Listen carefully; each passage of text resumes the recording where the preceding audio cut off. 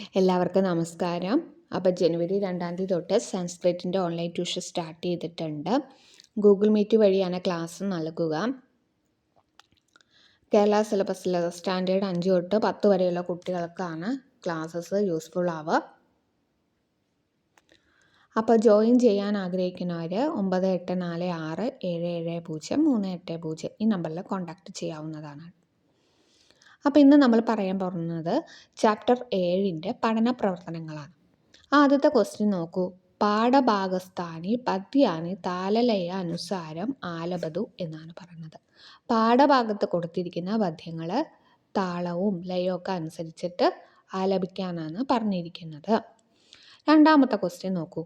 നവീന പദാനി ചിത്വ ആശയം ലിഖതു. പുതിയ പദങ്ങൾ തിരഞ്ഞെടുത്ത് ആശയം എഴുതാനാണ് പറയുന്നത്. അപ്പോൾ നമുക്ക് പദങ്ങൾ നോക്കാം. ആദ്യത്തത് ആതുരഹ. ആതുരഹ അതിൻ്റെ സംസ്കൃത മീനിങ് എന്താണ്? രോഗി എന്നാണ് സംസ്കൃത മീനിങ്. മലയാളത്തിൽ രോഗി എന്ന് തന്നെയാണ്. രണ്ടാമത്തത് അഭിമാനഹ എന്നുള്ളതാണ് പദം. അപ്പോൾ അതിൻ്റെ സംസ്കൃത മീനിങ് അഹങ്കാരഹ, അഹങ്കാരം, അതാണ് മലയാള അർത്ഥം. മൂന്നാമത്തത് ഹിമം. അതിൻ്റെ സംസ്കൃത മീനിങ് എന്താണ്? തുഷാരഹ. അപ്പം അതെന്താ പറയുക? മഞ്ഞ് എന്നാണ് പറയുക. അടുത്തത് പറയുന്നത് ജ്വലനമാണ്. ജ്വലനം, പദം ജ്വലനമാണ്. അതിൻ്റെ സംസ്കൃത അർത്ഥം എന്ന് പറയുന്നത് അഗ്നിയാണ്, തീ എന്നാണ് അർത്ഥം.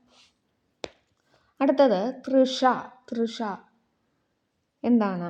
സംസ്കൃത മീനിങ് പിപാസ എന്നാണ്. പിപാസ അതിൻ്റെ മലയാള അർത്ഥം ദാഹം എന്നാണ്. പദ്യാനം ഗദ്യക്രമം ലിഖതു. പദ്യങ്ങളുടെ ഗദ്യക്രമം എഴുതാനാണ് പറഞ്ഞിരിക്കുന്നത്. എന്ന് പറഞ്ഞാൽ അന്വയം എഴുതാനാണ് പറഞ്ഞിരിക്കുന്നത്.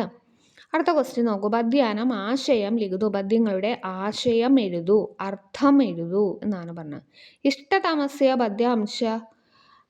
പദ്യസ്യ ആശയം ഉപന്യാസ രൂപേണ ലിഖതു.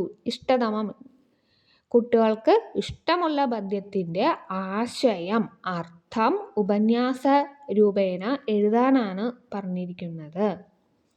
ഇനി അടുത്ത നമ്മൾ ഇമ്പോർട്ടൻ്റ് ടോപ്പിക്സിൽ പറഞ്ഞതാണ്, എന്നാലും ഒന്നും കൂടി പറയാം. പ്രാചീന കവീനം കാവ്യാനാം ച നാമാനി പട്ടിക രൂപേണ ലിഖതു എന്നാണ് പറഞ്ഞിരിക്കുന്നത്. അപ്പം കർത്താവ് അശ്വഘോഷ, അദ്ദേഹത്തിൻ്റെ കൃതികൾ ബുദ്ധചരിതവും സൗന്ദര്യാനന്ദമാണ്.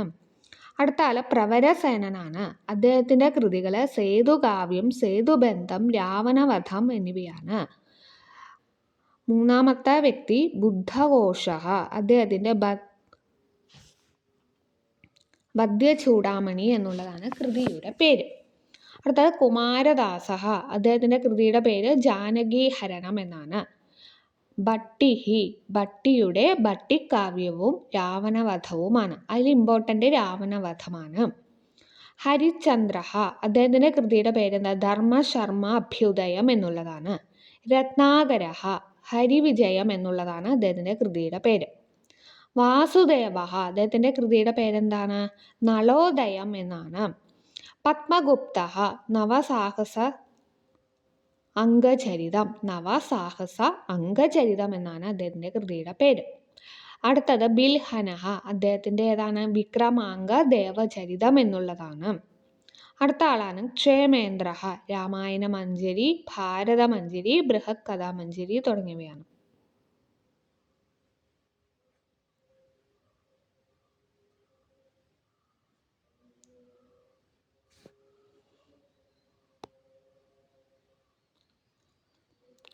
അപ്പോൾ ഇത്രയേ ഉള്ളൂ. ഏഴാമത്തെ ചാപ്റ്ററിൻ്റെ പഠന പ്രവർത്തനം ഇത്രയേ ഉള്ളൂ. അപ്പോൾ ജനുവരി 2 തൊട്ടിട്ട് സംസ്കൃതത്തിന് വേണ്ടിയുള്ള ഓൺലൈൻ ട്യൂഷൻ സ്റ്റാർട്ട് ചെയ്തിട്ടുണ്ട്. ഗൂഗിൾ മീറ്റ് വഴിയായിരിക്കും ക്ലാസ് നൽകുക. അപ്പോൾ ജോയിൻ ചെയ്യാൻ ആഗ്രഹിക്കുന്നവർ 9846770380 നമ്പറിൽ കോൺടാക്റ്റ് ചെയ്യാവുന്നതാണ്. അതേപോലെ തന്നെ എൻ്റെ യൂട്യൂബ് ചാനലിലെ വീഡിയോസും ഷോർട്സൊക്കെ ഇഷ്ടമാണെങ്കിൽ ലൈക്ക് ചെയ്യുക, ഷെയർ ചെയ്യുക, കമൻറ്റ് ചെയ്യുക. എന്തെങ്കിലും അഭിപ്രായങ്ങളുണ്ടെങ്കിൽ അത് കമൻറ്റ് ചെയ്യാം. എന്തെങ്കിലും ഡൗട്ടുകൾ ഉണ്ടെങ്കിൽ അതും കമൻറ്റ് ചെയ്യാം കേട്ടോ. Okay, thank you.